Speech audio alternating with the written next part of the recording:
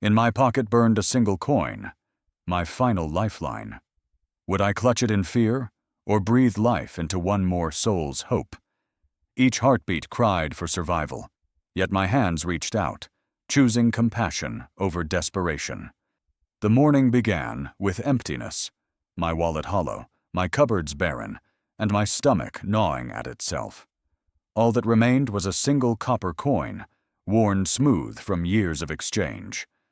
I held it in my palm as I left the apartment, the weight of every overdue bill and hospital notice pressing down like invisible chains. This coin could buy me one more meal, one more day of survival. Yet the question pulsed in my veins. Survival for me, or relief for another? The city greeted me with its usual symphony of noise, horns blaring, vendors shouting, buses hissing to a stop. I walked aimlessly, coat frayed, shoes worn thin. Every scent of food made my hunger more vicious, yet I forced myself forward, clutching that coin as though it were a heartbeat outside my chest. Then I saw her. A little girl, no older than 8, sat beside a battered cart. Her eyes were sunken, her hands trembling as she held out a paper cup. People passed her without pause, faces turned away, as though poverty were contagious. Her gaze found mine, steady and piercing, and in it I recognized my own hunger, magnified by innocence. The coin in my pocket burned hotter. My instinct screamed to hold on to it, to preserve the last shred of control over my unraveling life. But another voice, quieter, older, rose in me. My father's words. When we have nothing, kindness is the only wealth we keep. My mother's tearful voice over the phone. Promise me, no matter how hard it gets, don't lose your compassion. I knelt in front of her, the world blurring around us into gray shapes. Her sweater was too thin for the chill, her shoes splitting at the seams. I pressed the coin into her cup. It landed with a small metallic clink, yet the sound echoed like a bell, tolling in my soul. For a moment, silence reigned. Then her lips curled into the faintest smile, a fragile, grateful thing that cracked the shell of despair around my heart. "Thank you, sir," she whispered. The coin I'd surrendered bought me something no money could, the reminder that even stripped of everything, I still mattered. Relief washed through me.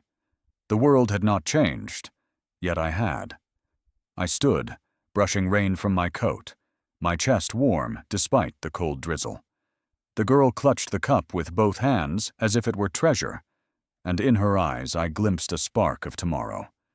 But then I felt it, the weight of someone's gaze.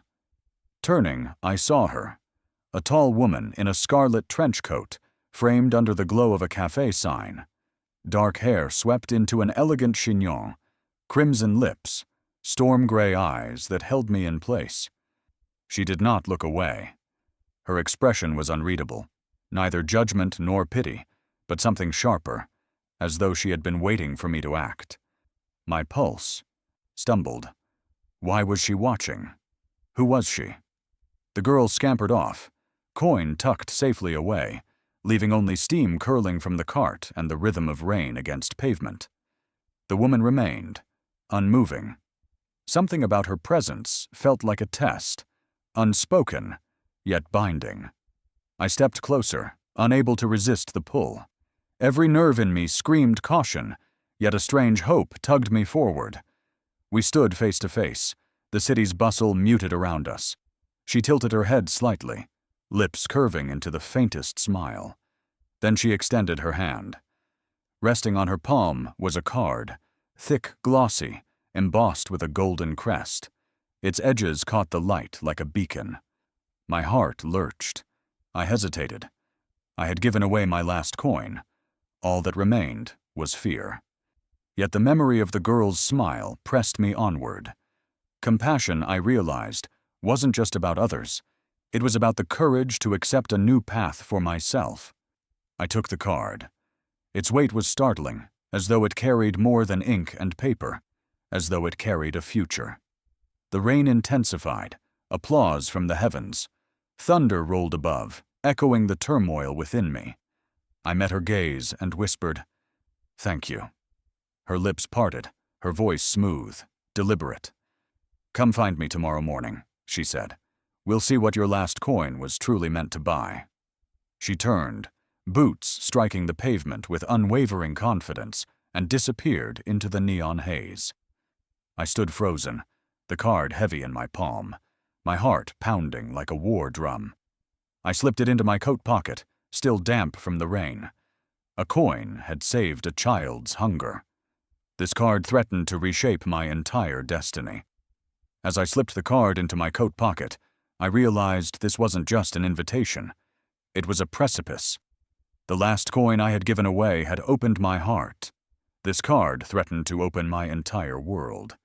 Tomorrow morning, I would have to choose again.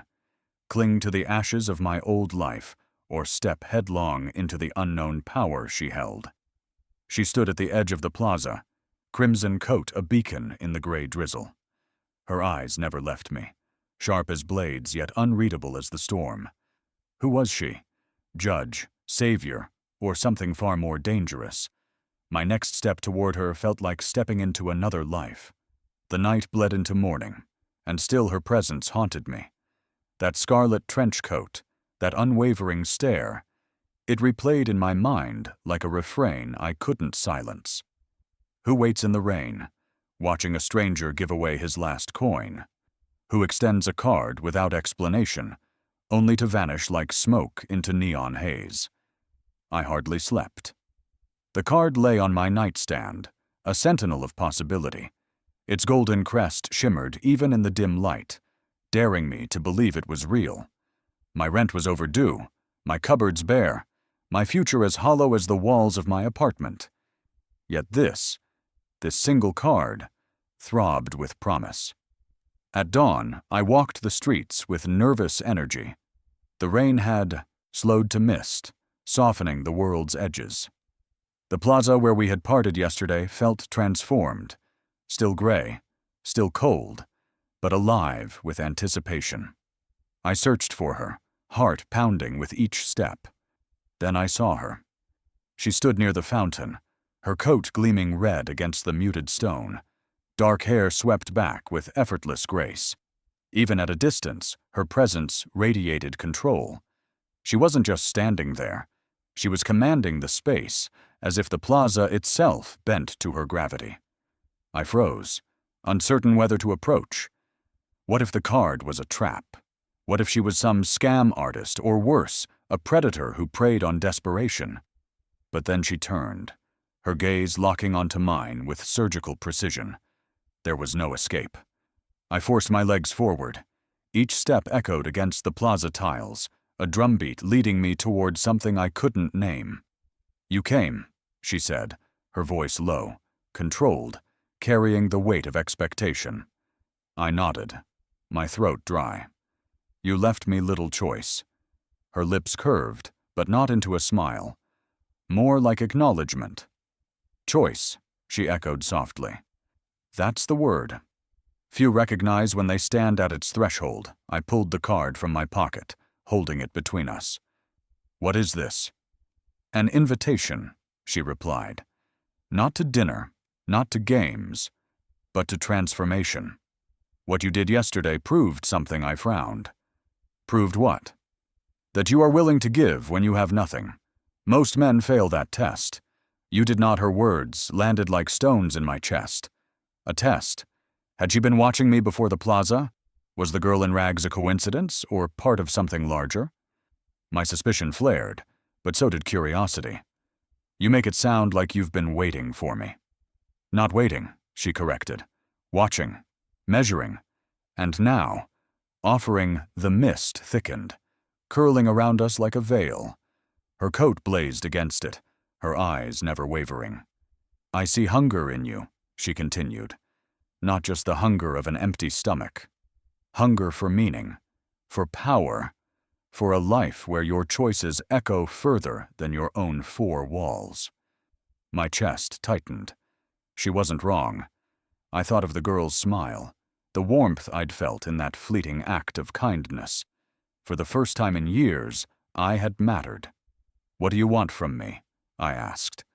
She tilted her head, studying me. Not obedience. Not servitude. I want you to walk beside me, to use what you've proven you have: courage, compassion, resolve. I want you to see the world not as it is, but as it could be. Her words were intoxicating, dangerous.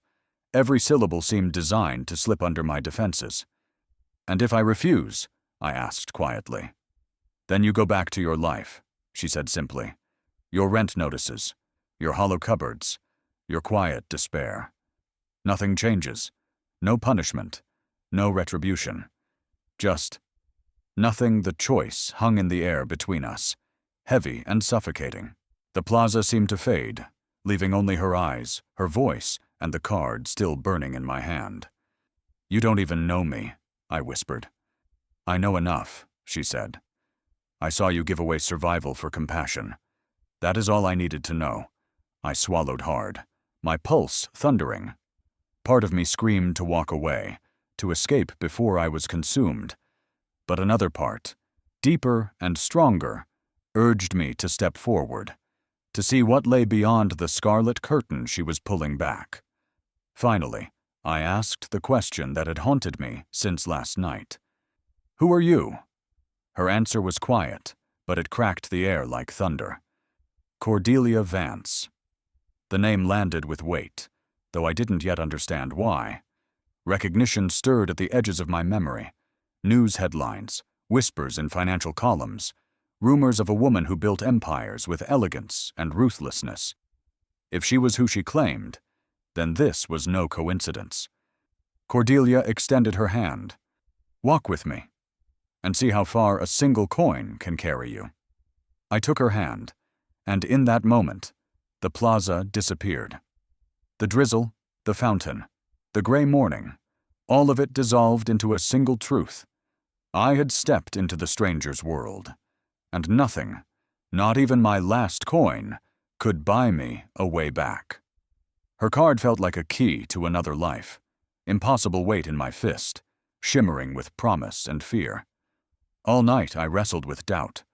Was I worthy of a second chance, or was this some cruel illusion?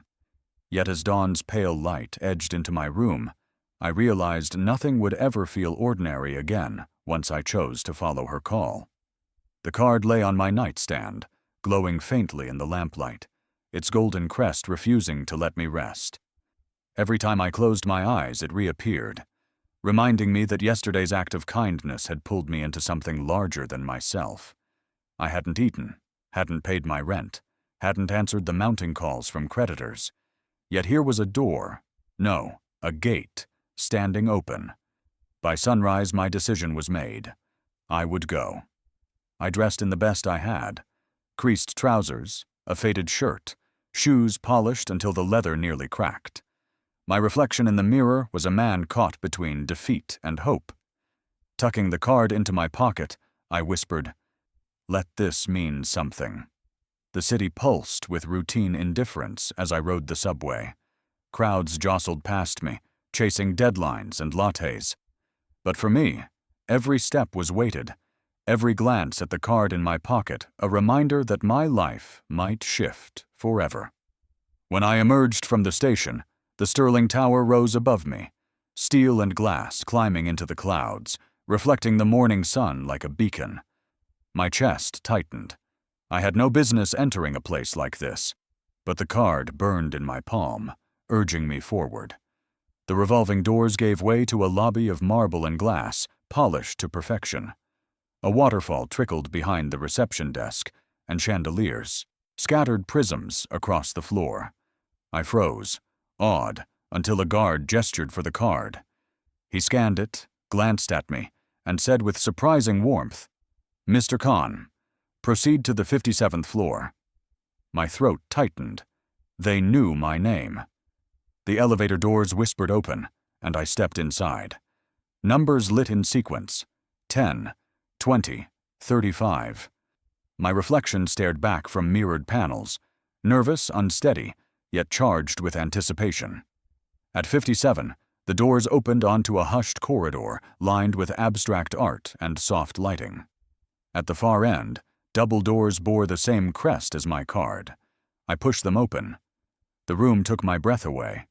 Floor-to-ceiling windows revealed the skyline awash in golden dawn.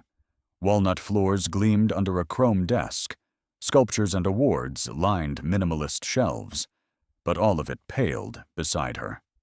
Cordelia Vance stood by the window, sunlight catching in her dark hair, her ivory suit tailored with precise elegance. In her hand, she held a single white orchid, as fragile as it was perfect. She turned, eyes steady, and smiled. "You came," she said, her voice rich and warm. I nodded, my pulse racing. "I had to."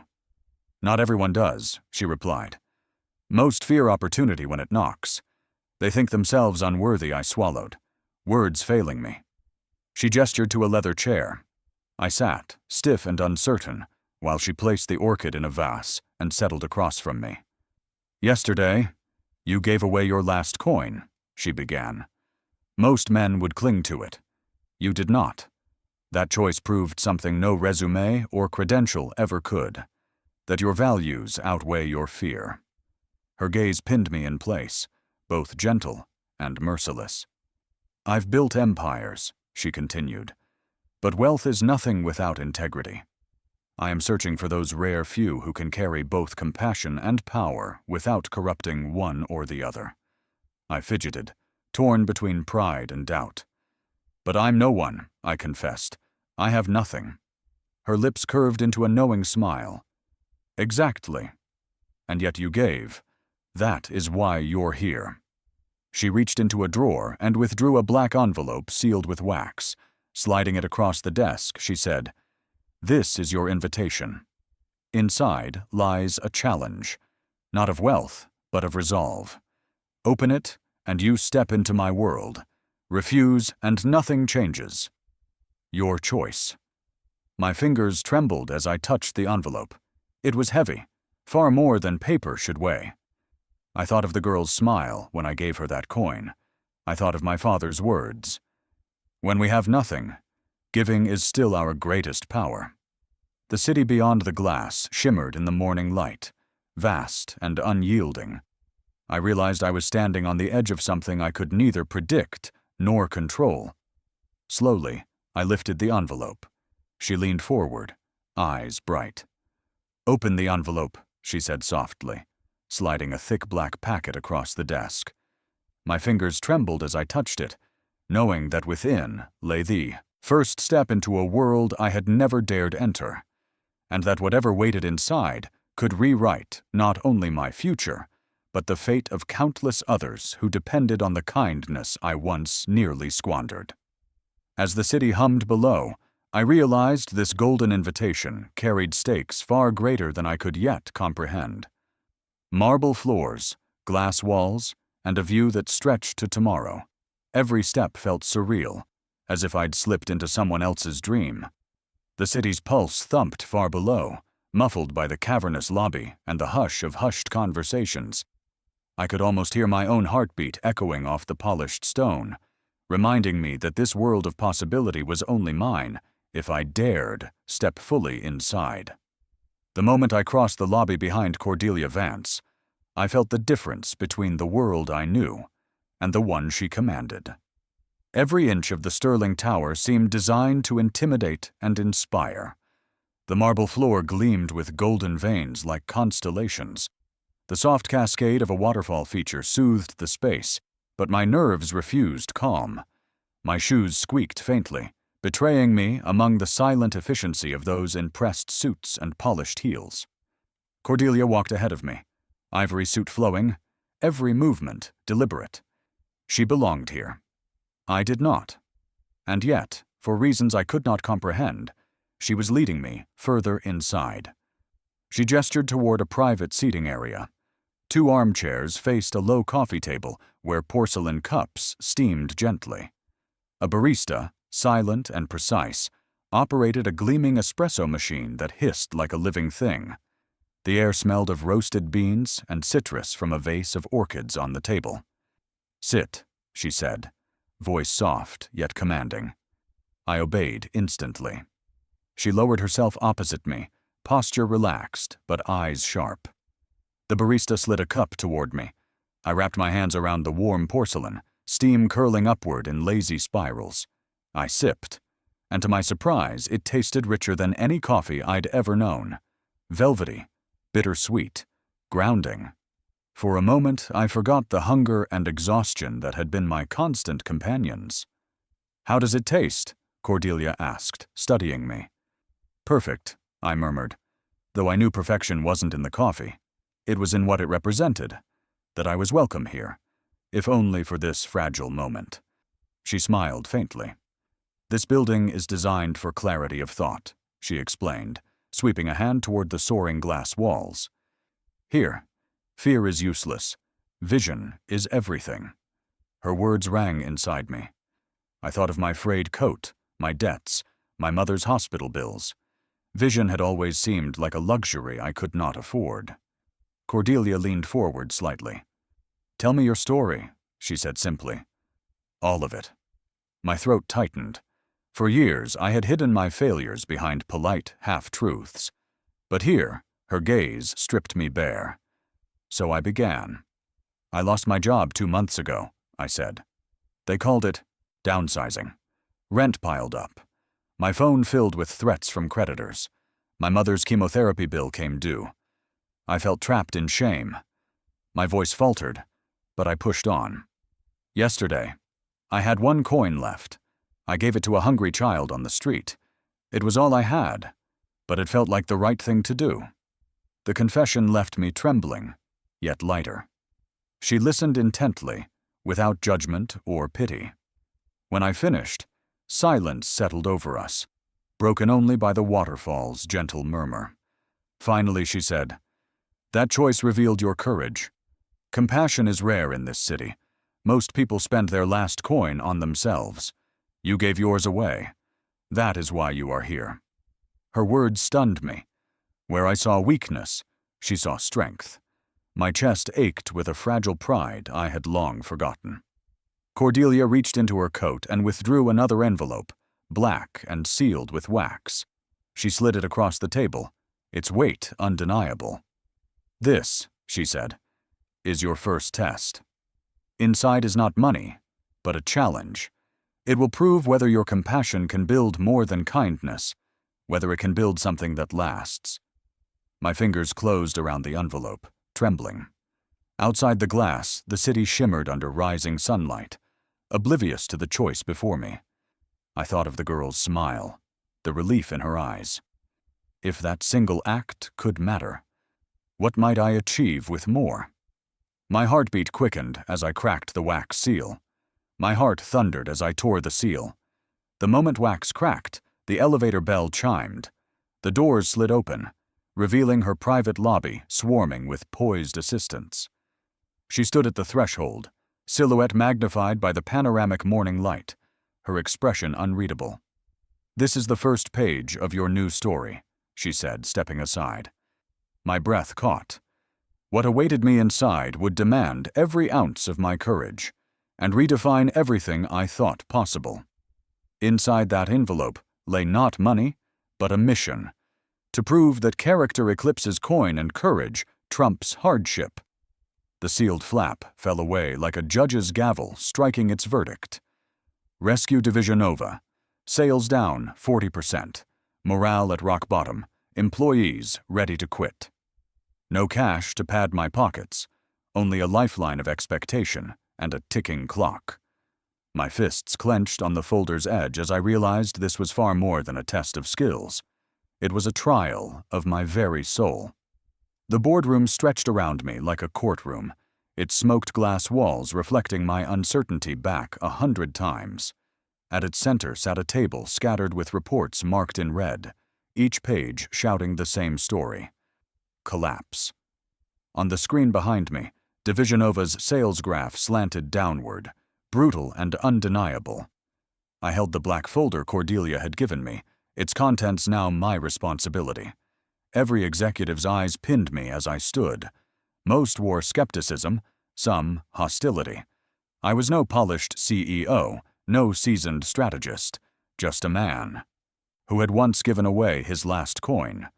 Yet Cordelia believed in me, and that belief pressed harder than any doubt.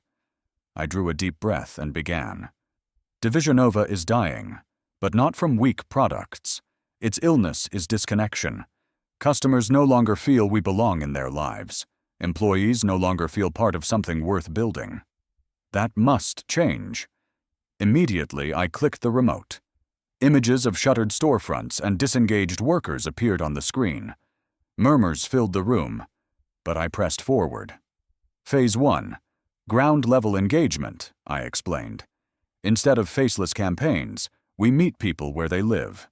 Pop-up events, local charity partnerships, co-created product lines shaped by customer input. We spend less on expensive ads and more on authentic connection. A vice president leaned back, arms crossed. Expensive, risky. What if it fails? I steadied my voice.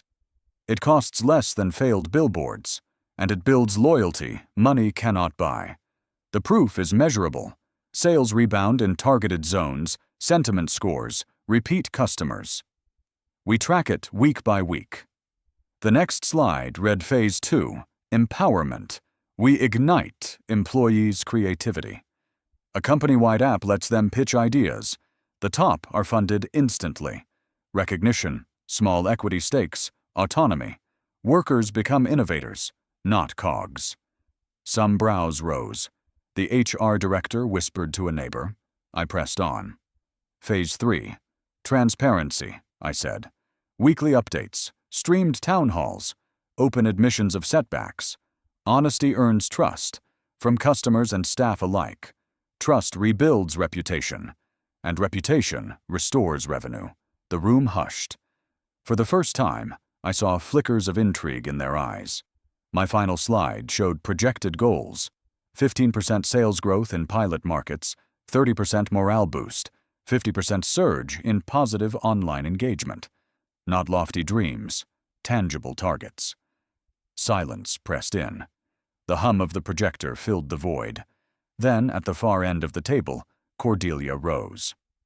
"This," she said, her voice a quiet blade, "is leadership." She turned to the others. "He gave you vision tied to metrics. You asked for salvation. He just handed you a map." Her endorsement broke the dam. Executives whispered, then nodded. One spoke. "We can pilot it in 2 markets, see if results align." Another followed. "If morale rises, so will productivity." I vote yes, hands lifted. Support spread like fire. The board had chosen my plan. Relief washed through me, but also fear. Approval was not victory. It was obligation. The lives tied to these numbers now rested on me. As the meeting adjourned, I lingered, staring at the still-frozen graph of decline. For the first time, I didn't see a death sentence. I saw a battlefield. Cordelia approached quietly, sliding another envelope into my hand. This one was heavier, sealed with gold wax. Her eyes held both trust and warning. "Open this only when results begin," she murmured. "Inside are resources to scale, but earn them first." I nodded, throat tight. The envelope felt alive in my grip. Promise, wait, and test rolled into one. The city glowed beyond the glass, skyscrapers shimmering in the fading light. I thought of the little girl clutching my coin, her smile warming a desperate morning. That moment had brought me here. That same compassion now had to ignite an entire company. I slipped the envelope into my coat pocket and walked toward the door, pulse hammering. I slipped the envelope into my coat pocket, heart pounding with anticipation and healthy fear. Would our first pilot program revive Divisionova's flagging fortunes, or expose deeper flaws no strategy could bridge? As I turned to leave the war room, the lights dimmed momentarily, and the monitors flickered with a new alert. Market volatility spike incoming. My breath caught. The storm outside mirrored the uncertainties within, and I realized my test had just become infinitely more urgent. Amid the boardroom's stunned silence, she presented a solid gold key, symbol of entry into her inner circle, token of trust I never expected. Its weight felt impossibly real in my trembling fist, radiating both welcome and warning. I stared at her, pulse thundering, caught between overwhelming honor and the terror of what I'd been asked to guard. The room had just echoed with applause for my plan, but now silence fell again as Cordelia rose. She moved with the poise of someone born to command. Every executive leaned forward, sensing something extraordinary. She approached her desk, touched a bronze sculpture, and a hidden compartment slid open. From it, she withdrew a golden key, gleaming under the chandelier, its handle engraved with delicate filigree, a sapphire shimmering at its base. She turned and extended it toward me. "This," she said softly, "is your first key. It unlocks my vault of innovations." I stood, legs trembling, and accepted the key. Its weight startled me, cool, heavy, alive with meaning. Around me I felt the executive's stares, envy, doubt, even hostility. But Cordelia's eyes anchored me. She led me toward a hidden wall. With a quiet hiss, a panel slid open to reveal a corridor lit by amber lights. We walked together, our footsteps echoing in the hush. At the corridor's end loomed a vault door, steel thick as stone, etched with the crest I had seen on her card. I pressed the key into the lock, my hand shaking. The tumblers clicked. Machinery rumbled. The door swung open. Inside lay a chamber unlike anything I had imagined. Rows of backlit shelves held prototypes under glass domes, solar panels thinner than paper, drones designed to deliver medicine, water purification units compact enough for a backpack, digital terminals displayed live data, field trials in distant villages, efficiency logs, maps dotted with progress reports. I froze, overwhelmed. These weren't just machines. They were lifelines, each carrying the potential to change lives across the world. Cordelia's voice cut through my awe. "These are more than inventions. They are promises. And now you will decide which to nurture, which to pause, and how to guard them from misuse." I swallowed hard. The responsibility pressed down like the vault's steel walls. "Why me?" I whispered. Her gaze softened slightly. "Because you gave your last coin when you had nothing. That act proved you value lives above profit. This vault requires that kind of stewardship." I moved closer to a prototype labeled Project Aurora, a handheld sensor that could diagnose illnesses in minutes. Its sleek casing gleamed under the lights. "This could save thousands," I murmured. "Yes," Cordelia replied, stepping beside me. "Or, if placed in the wrong hands, it could sow fear. That is the weight of the key you now hold." Her words rooted in me like stone. I imagined my father's voice. "What you guard when no one watches. That is who you are." At a console, Cordelia brought up field data. Aurora's performance had faltered in harsh climates, its readings inconsistent. "We must decide," she said. "Do we continue investing in field trials, risking resources? Or do we pull back and refine in-house, slowing deployment, but ensuring stability?" The choice clawed at me. To delay meant lives left waiting. To rush meant risking failure in critical moments. My hand tightened on the key in my pocket. "We send engineers to the field," I decided at last. "Work alongside local doctors, gather data, adapt designs in real conditions. We don't abandon the people depending on us." Cordelia studied me, then nodded. "Exactly the leadership I require." She logged the decision with a few keystrokes. Relief flooded me, but fear lingered. This was only the first choice of many. We toured further, past projects labeled MedLink, Solara, and Aquifer. Each carried stakes that stretched beyond boardrooms and profits. Each demanded judgment, courage, and vision. When we exited, the steel door sealed behind us with a resounding thud. Cordelia faced me in the dim corridor, her expression unreadable.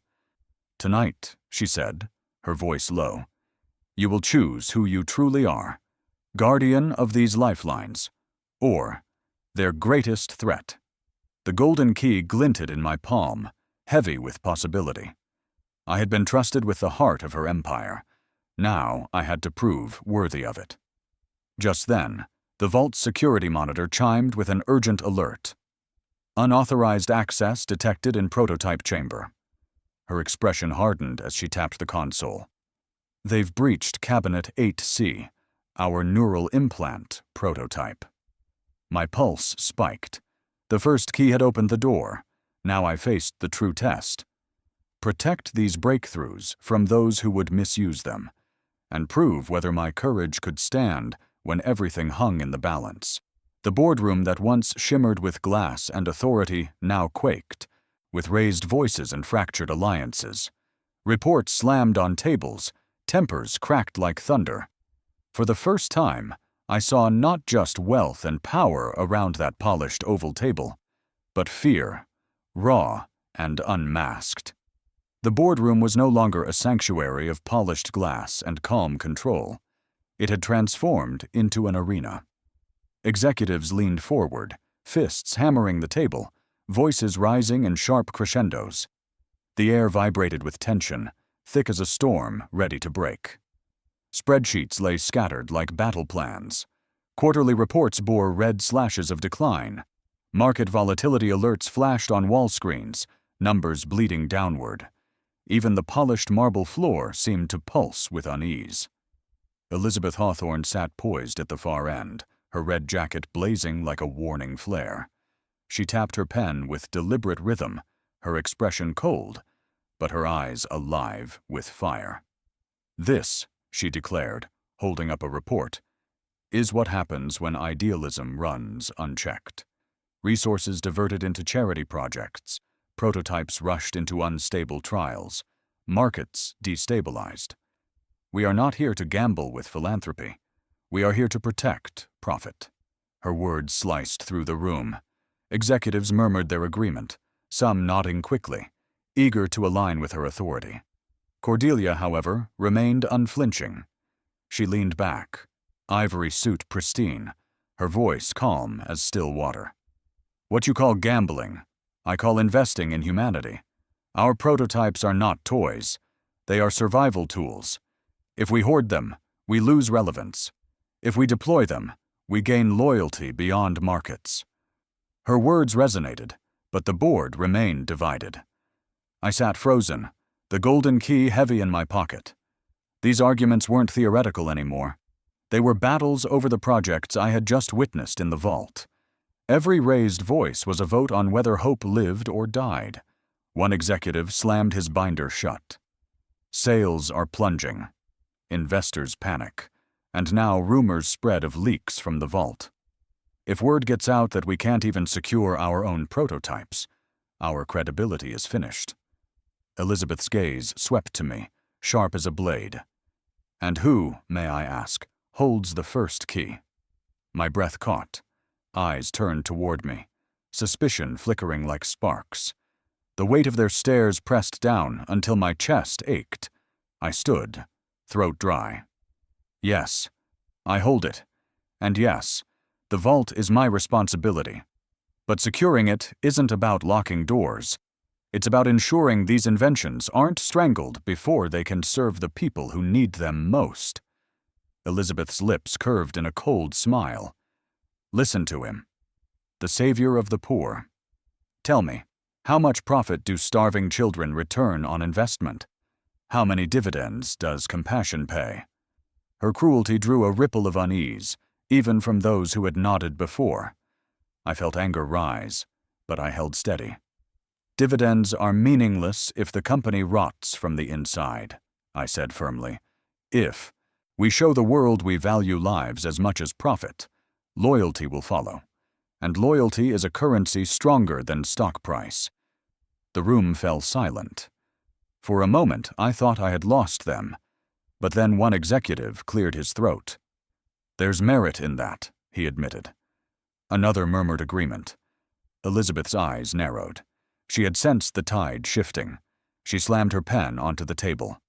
"Naive idealism," she snapped. "When these prototypes fail in the field, and they will, the lawsuits will bury us." Cordelia leaned forward now, her calm cracking into sharp steel. The greater risk is paralysis. If we smother these ideas in red tape, others will take them, weaponize them, and leave us with nothing but regret. The board split into factions before my eyes. Some clung to Elizabeth's fear-driven warnings, others leaned into Cordelia's vision. Papers flew, voices clashed, alliances formed and fractured in minutes. And then, the lights flickered. A red alert pulsed across the wall screens. Unauthorized access attempt, prototype vault. The room froze. Every head snapped toward the screens. Elizabeth rose slowly, a predator scenting blood. "There," she said softly. "Proof. Someone already compromises us. And you would hand them the vault," her gaze locked onto me. Cordelia rose at once, her expression hardening. "Not him," she said firmly. "Whoever is breaching our vault is not the man who gave his last coin for compassion."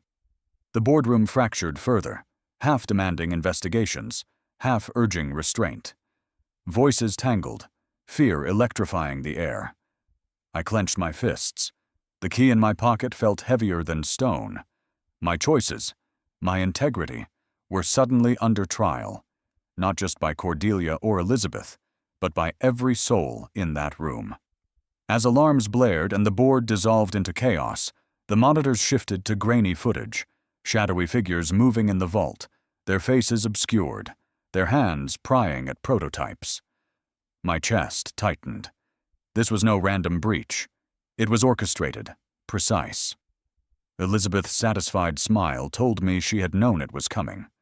And in that instant, I realized, the real crisis was not just inside the vault, but inside this boardroom, and the war for the company's soul had only just begun. Victorious but breathless, she granted me full access to her prized vault. Inside lay the blueprints of her dream to reshape the world. As heavy doors rumbled open, I caught my breath at the sight. A cathedral of innovation, each prototype humming with unspoken promise. Every step deeper felt like stepping into the future itself, until I grasped the full weight of what I'd been entrusted to protect. The corridor stretched before us like a temple's nave, silent, gleaming with inlaid brass. At the end, a steel door loomed, its crest carved deep into the metal, the same emblem etched on the golden key I now carried. My fingers tightened around it. Cordelia placed her hand on the biometric scanner. Lights glowed green, and the vault shuddered. Gears turned, bolts slid free, and the heavy door cracked open with a hiss of pressurized air. I stepped into a chamber so vast it swallowed sound. Cool light spilled from panels in the ceiling, bathing shelves lined with glass domes and steel cabinets. Prototypes glimmered like relics. Drones suspended mid-flight under transparent casing, handheld scanners glowing faintly with stored power, miniature water purification systems bubbling within clear tubes. It felt less like a laboratory and more like a cathedral, each device an altar of possibility. My chest tightened. These weren't just machines, they were lifelines. Cordelia walked slowly among them, her hand brushing a glass dome. Every one of these projects was born from a need. Drought, famine, disease, conflict. Each design carries a promise, to answer suffering with ingenuity. I approached a prototype encased in crystal, a solar panel no larger than a notebook, yet designed to power an entire household. The schematic beneath it showed deployment in remote villages. I pictured a child reading under lamplight, her future no longer shackled by darkness. Cordelia's eyes softened as she watched me. "This vault isn't about wealth," she said. "It's about trust. The key in your hand means you decide what survives and what dies." Her words weighed more heavily than the golden metal itself. Decisions here weren't numbers on spreadsheets. They were choices between lives saved and lives lost. At the center of the vault stood a console, its screens alive with data. Real-time metrics scrolled across them. Water purified, medicines delivered, drones launched. Blue dots blinked across a world map. each marking a field test site. Cordelia tapped the display. "This one," she said, pulling up a feed from Africa, "is Project Aurora." The footage showed a handheld sensor diagnosing patients in seconds, but the data graph beside it dipped alarmingly. Failure rates spiked. Environmental stressors. Inadequate casing. She looked at me. "If we continue, we risk lives. If we stop, years of work are wasted. What do you decide?" My mouth went dry. Engineers had sweated years into Aurora. Stopping meant abandoning villages counting on it. Continuing meant risking faulty devices harming patients. I closed my eyes, recalling the child I once gave my last coin to. Compassion demanded courage, not paralysis. "Neither," I said finally. "We adapt. Send engineers into the field, redesign alongside local medics, strengthen the casing with available materials. Solve it where the problem lives." Cordelia's expression softened, pride flickering behind her storm-gray eyes.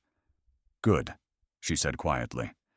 "You chose risk with responsibility." That is leadership. We moved deeper. Behind a smaller vault door lay innovations even more advanced. AI-driven agriculture systems, microgrid, controllers, neural diagnostic implants. I felt my breath catch. Each was revolutionary.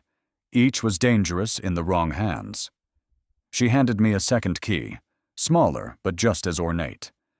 "This grants you access to the inner sanctum," she said. "From tonight, you are not just guardian. You are partner." I accepted it with trembling fingers.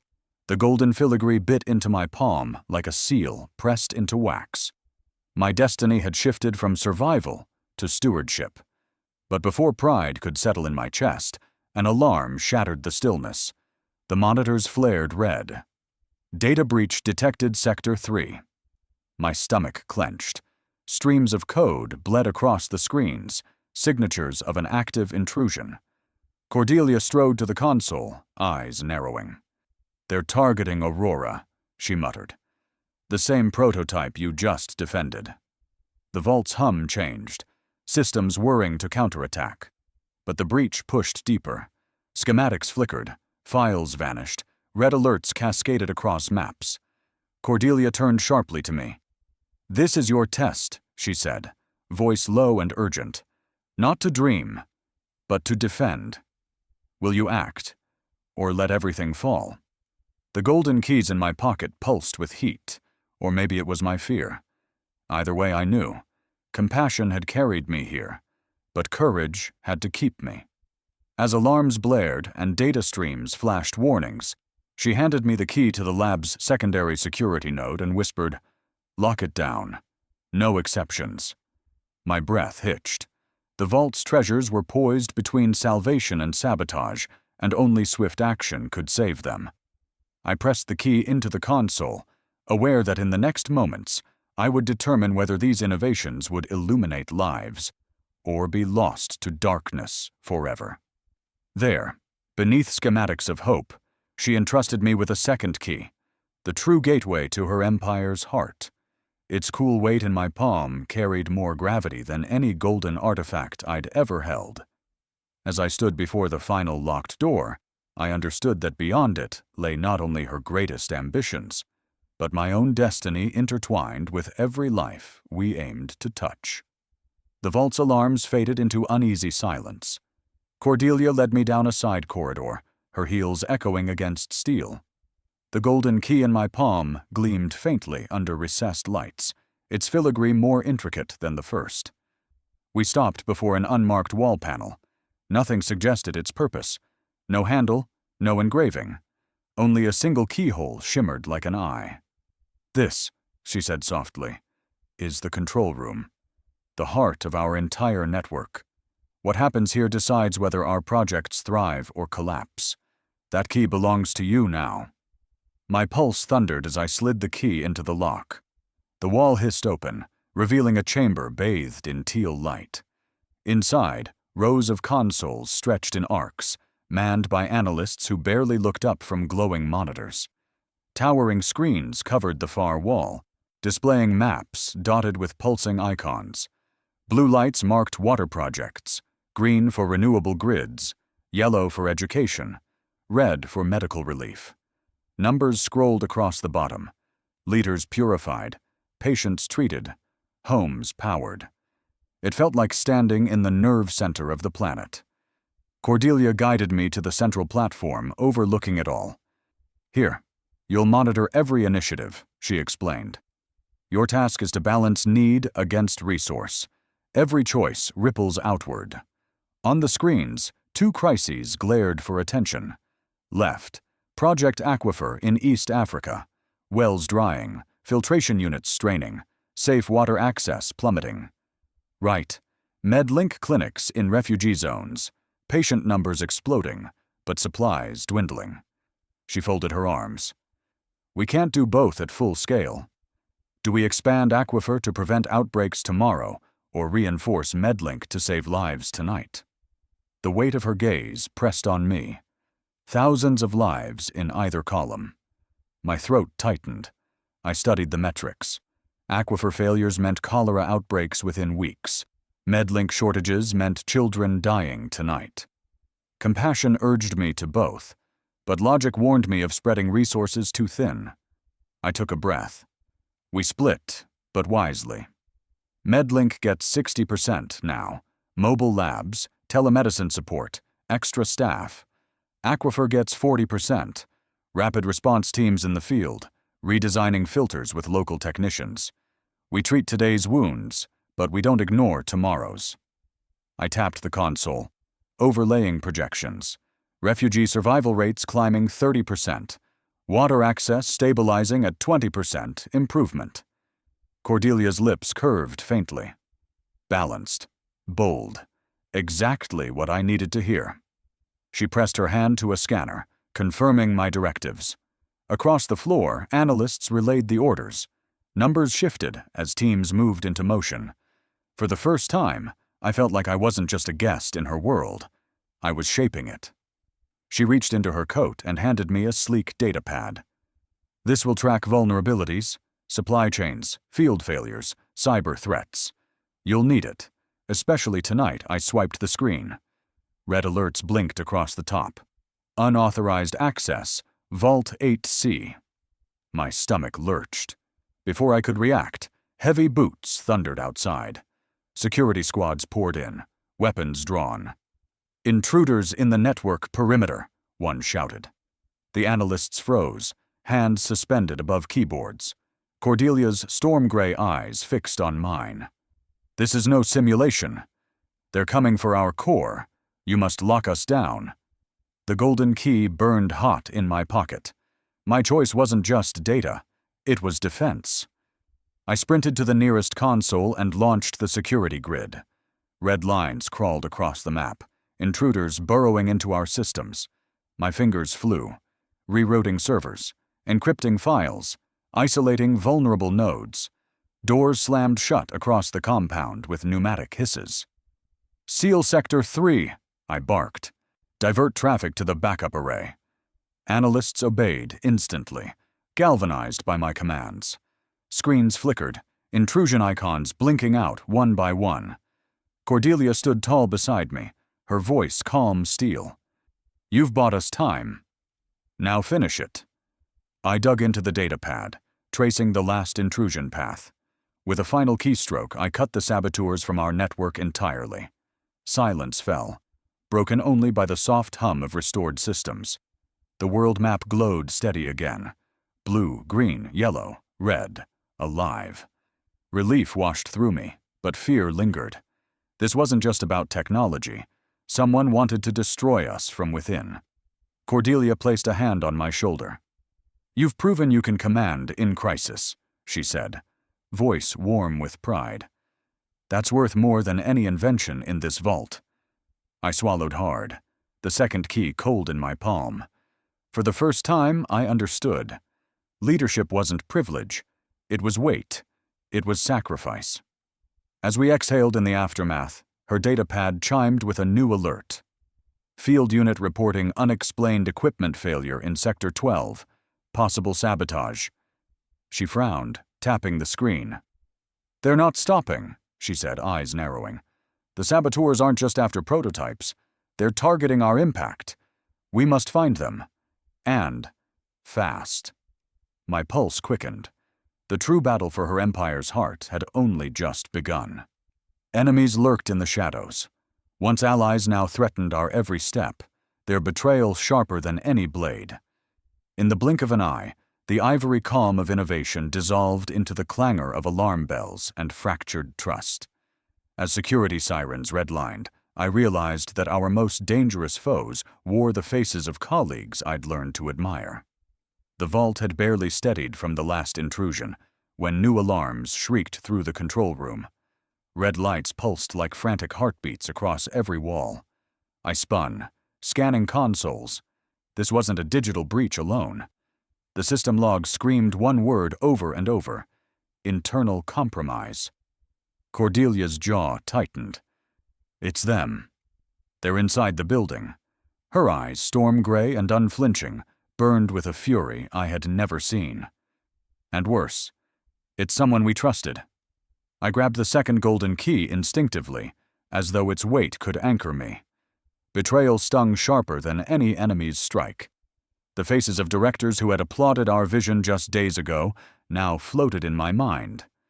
Which of them had sold us out? Cordelia snapped her fingers. Protocol Delta. The order rippled outward. Steel shutters slammed across glass doors, sealing prototype bays. Turret cameras rotated to cover every angle. Analysts fled to safe alcoves, while guards armed themselves. Still, whispers of fear leaked through. Our own had turned. I led a strike team to Prototype Bay C. The hum of machines vibrated underfoot, but the silence of my companions spoke louder. We had fought. Beside these walls, defended these dreams. Now we wondered if the next face we saw would belong to a traitor. Inside Bay C, the prototypes gleamed under cold light. Drones, water units, neural scanners, fragile miracles suddenly vulnerable. I barked orders. Seal domes. Lock clamps. Activate manual overrides, engineers scrambled, locking glass covers over each device. Sparks hissed as clamps snapped shut. Then I saw him, our finance director, slipping through a maintenance door, a tablet clutched tight. My stomach twisted. He had once toasted my first victory. Now he fled like a thief. "Stop him!" I shouted. Guards lunged, but the bulkhead sealed before we could reach him. Cordelia appeared at my side, voice low and deadly calm. "Adapt. We hold the line here." We regrouped in a crisis suite. Only a handful of loyal leaders remained. Malik the engineer, Chen the operations chief, and Ramirez from security. Their eyes bore the same question mine did. How deep did the betrayal go? Malik tapped logs furiously. The breach routes line up with internal clearance codes. Someone handed them access. Chen's voice was grave. "If they hit Bay D, we lose everything sensitive. Aurora prototypes, Medlink upgrades, solar schematics. We can't just defend. We strike back. Ramirez armed a squad. 2 teams to Bay D. We detain anyone unauthorized." I gripped the second golden key. It wasn't just a symbol now. It was responsibility incarnate. If Bay D fell, compassion itself might collapse under corporate greed. We stormed Bay D together. The door scanner accepted Cordelia's palm, sliding open with a hiss. Inside, prototypes sat under glowing panels. And there, our finance director hunched at a console, fingers racing across screens. He looked up, face pale with guilt, then bolted. Ramirez tackled him before he reached the back exit. Sparks flew as his tablet hit the floor. I rushed to secure the prototypes, slamming manual locks into place. The hum of machinery steadied until a new sound sliced the air. A soft click. From the shadows, a masked figure lunged, gloved hand outstretched, blade flashing. Their target wasn't the prototypes. It was the key at my belt. Instinct roared through me. I twisted aside, grappling the attacker's arm. The key slipped, clattering across the floor. We wrestled, muscles burning, until Ramirez struck with his stun baton. The intruder collapsed, mask torn free to reveal a familiar face, our senior marketing strategist. The betrayal cut deeper than any wound. People I had worked beside, laughed with, trusted. Now they clawed at the very heart of what we built. Cordelia knelt, lifting the fallen key and pressing it back into my palm. Her voice was low, steady. "Protect it." Above all else, I nodded, heart hammering. Around us, guards cuffed both traitors. The prototypes glowed behind sealed domes, safe for now. But victory felt hollow. Because for every betrayer we caught, how many more lurked in shadows? Just as we secured the saboteurs, the control room monitors flickered with yet another red warning. Multiple breaches detected on remote servers. Project Aurora compromised.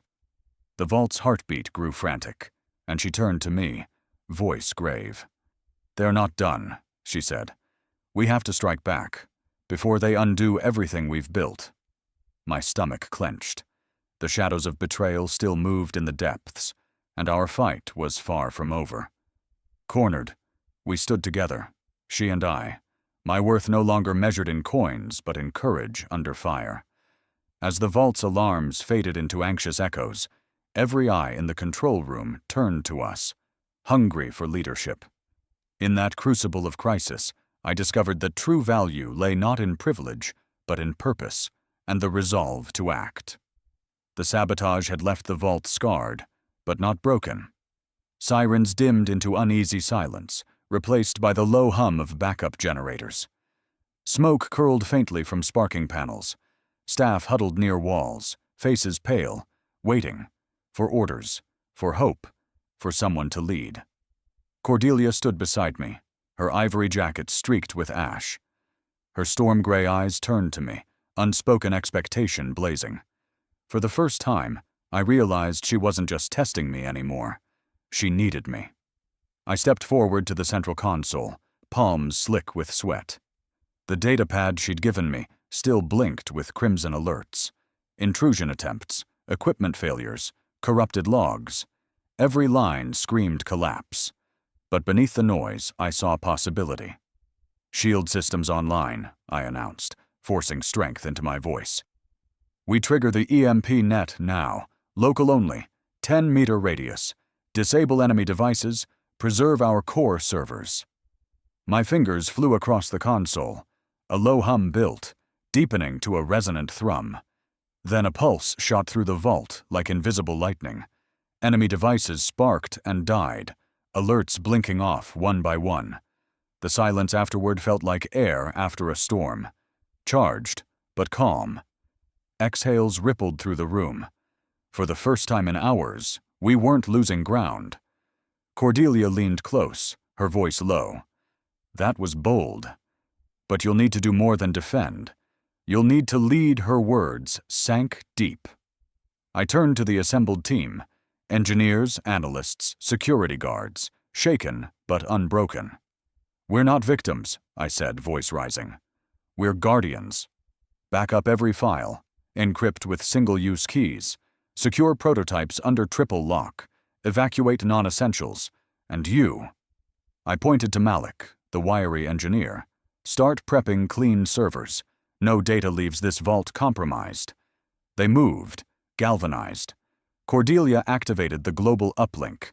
Screens across the wall flared to life, showing our field teams, clinics in Manila, solar grids in Brazil, water stations in Kenya.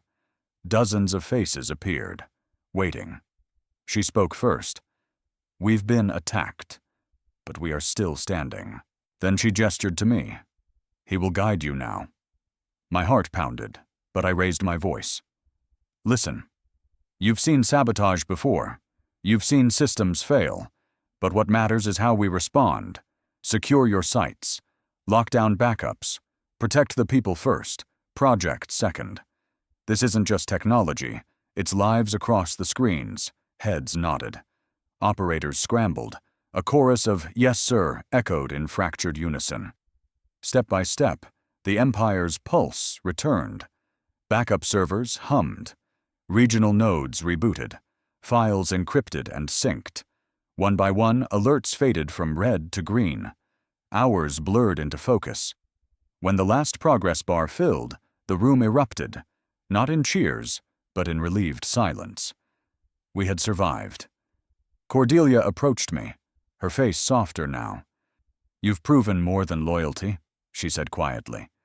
"You've proven leadership." She slid a thick envelope across the console. The seal was deep blue wax, stamped with her crest. Inside are resources, blueprints, authority.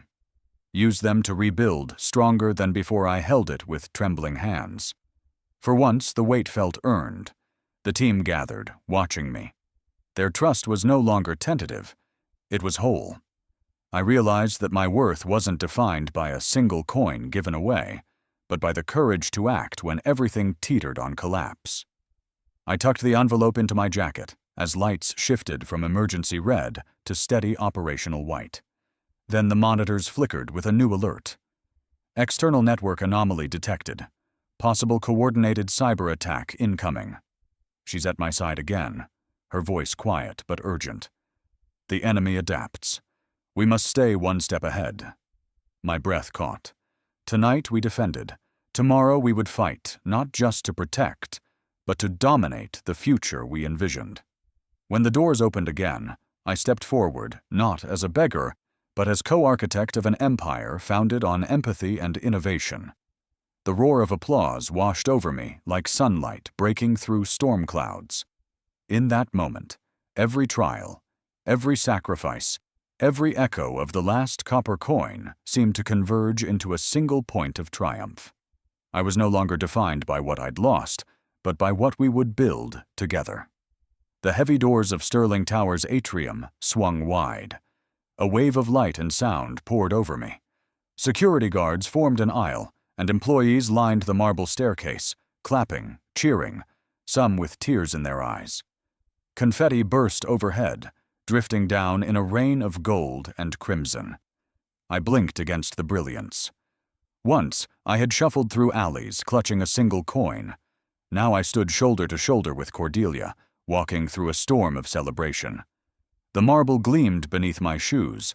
Sunlight fractured into prisms across glass walls, and the scent of orchids filled the air. At the center of the atrium, 2 podiums awaited. One bore the sterling crest. The other, draped in silk, hid a plaque. Cordelia touched my arm and nodded. My heart pounded as I stepped forward, the crowd's roar softening into an expectant hush. I gripped the microphone. My voice wavered, then steadied. When I entered these halls, I carried nothing but a coin and the memory of my mother's words. That kindness is the greatest power we hold. That coin bought a child 1 meal. Today, I stand with all of you to say, we are building a future where compassion buys hope for millions. Applause erupted, rolling through the atrium like thunder. Cordelia raised her hand, silencing them with grace. It is my honor to name him co-leader of our Global Impact Initiative. An aide whisked away the silk, revealing a plaque engraved with my name beside hers. My knees trembled as I touched it. Cheers swelled. Hands reached for me, claps on the shoulder, embraces, gifts pressed into my palms. Engineers spoke of Project Aurora. Field staff whispered thanks for MedLink's survival. Each face reminded me, this wasn't my triumph alone. Then Cordelia stepped forward with a small emerald-studded key. "This," she said, voice low yet carrying, "unlocks our new command center. It bears your name beneath mine. This is not patronage. It is partnership. I accepted it. The metal cool, the gem glowing in sunlight." I felt the crowd's silence as I closed my hand around it. This was no longer her empire. It was ours. She led me to a hidden elevator. The doors slid shut, muffling the applause. We descended to a vast floor humming with life. Designers sketching on holographic tablets. Managers bent over glowing maps. Global teams dialed in via VR headsets. Floor-to-ceiling windows flooded the space with golden light. "This is the engine room," Cordelia said, pride shining in her eyes. "Here, Compassion becomes innovation at scale. From here, we change the world. I raised the emerald key toward the sunlight. Then, let's begin. Staff looked up, eyes bright. I saw trust, expectation, hope. My chest swelled with purpose. Every hardship, every betrayal, every choice that led here. Suddenly it all made sense. But before I could address them, my phone buzzed. The screen glared with an urgent alert. Field distress signal. Nairobi pilot. Community center under lockdown. My breath caught. Cordelia turned, her gaze sharp, already calculating our response. And then, from the doorway, a silhouette appeared. A girl. Older now, but unmistakable. The child from the food cart, the one who had once clutched a coin with trembling fingers. Her eyes met mine, shining with recognition and gratitude. She extended her hand, as if passing the torch back. I froze, emotion crashing through me. From one coin to an empire, the circle had closed. And yet, her presence whispered, the story wasn't ending. It was only beginning. As I turned to brief the directors waiting at the central holotable, my phone buzzed with an urgent alert. Field distress signal from Nairobi. Pilot. Community center under lockdown. I looked up, heart racing, and saw her gaze shift to the door. There, illuminated by the atrium's golden glow, stood a familiar silhouette. The little girl from the bus, older now, eyes shining with hope. She held out her hand, and I realized our journey had come full circle. From a single coin to an empire reborn. And now, the lives we'd saved would walk through these doors into a brighter future.